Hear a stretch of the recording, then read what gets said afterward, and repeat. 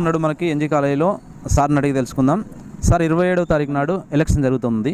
అయితే ఇక్కడ మొన్న తీన్మార్ మల్లన్న నల్గొండకు వచ్చిన సందర్భంలో నామినేషన్ వేసిన సందర్భంలో మీరు కేవలం 2000 మాత్రమే ఉన్నారు అగ్రకులాలు, బహుజనులు మొత్తం 20,000 ఓట్లు ఉన్నాయి, మా ఓట్లు మేము వేసుకుంటే మేమే గెలుస్తామని చెప్పేసి అంటున్నారు. అది బహుజనులందరూ ఏకమై అలా వేసుకునే అవకాశం ఉందంటారా సార్? మరి ఇప్పుడు ఓటింగ్ అంతా మన చేతిలో ఉన్నది.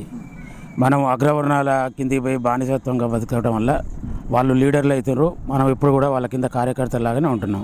సరే, సామాన్య ప్రజలంటే వాళ్ళు 200కో 500కో వాళ్ళ అవసరాలకు డబ్బులు లేక, వాళ్ళకి తెలివి లేక వాళ్ళకు ఓట్లు వేస్తారు. ఇవాళ అయ్యేది ఎమ్మెల్సీ ఎలక్షన్ టీచర్స్. ఈ టీచర్స్లలో మెజారిటీ శాతం బీసీలో ఉన్నారు, ఎస్సీ ఎస్టీ బీసీలో ఉన్నారు. వీలుగాక వాళ్ళ ఓటు వాళ్ళ అభ్యర్థికి వేసుకుంటే ఖచ్చితంగా నల్గొండ జిల్లాలో విన్ అవుతారు. ఇవాళ వీళ్ళు టీచర్లు కాబట్టి వాళ్ళే తెలుసుకోవాలి.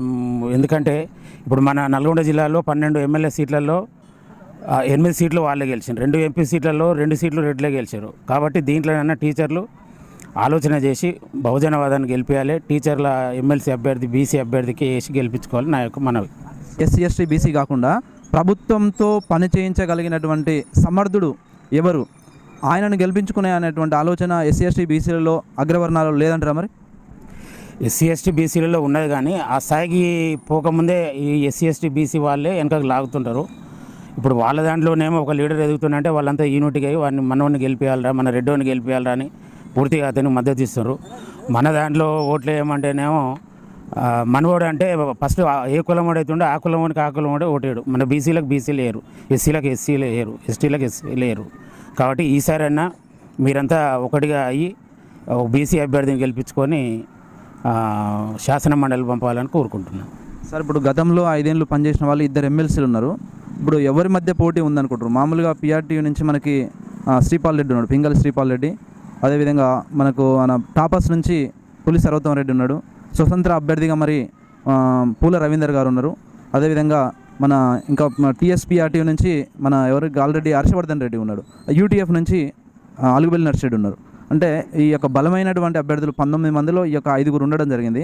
ఎవరికి ఎక్కువ వెయిట్ ఉండదు అనుకుంటున్నారు? నాకు తెలిసి అయితే ఇప్పుడున్న ప్రెసిడెంట్ ఎమ్మెల్సీ నర్సిరెడ్డి గారు కూడా సమస్యల మీద ఫైట్ చేసిండు. ఆయన కూడా రెగ్యులర్గా ఎప్పుడు మండలి సమావేశాలైనా ఖచ్చితంగా అటెండ్ అయ్యిండు. అంతకంటే ముందు పూల రవీందర్ ఉన్నారు. నాకు తెలిసి వీళ్ళిద్దరి మధ్యలోనే పోటీ నెలకొంటుందని అనుకుంటున్నాను. ఈ పోటీలో మరి బహుజనవాదం మీద వస్తుండు పూల రవీందర్ గారు. ఏ పార్టీకి సంబంధం లేకుండా కేవలం స్వతంత్ర అభ్యర్థిగా నేను ఒక బహుజన్ని నాకు మద్దతు ఇవ్వండి, టీచర్లందరూ నేను సమస్యలు తీరుస్తా అనుభవం ఉన్నటువంటి వ్యక్తిని, కాబట్టి ఈసారి నాకు ఓటే అంటారు. ఎలా ఉంటుంది అంటారు? ఇప్పుడు ఓటింగ్ శాతం మొత్తం బీసీల చేతి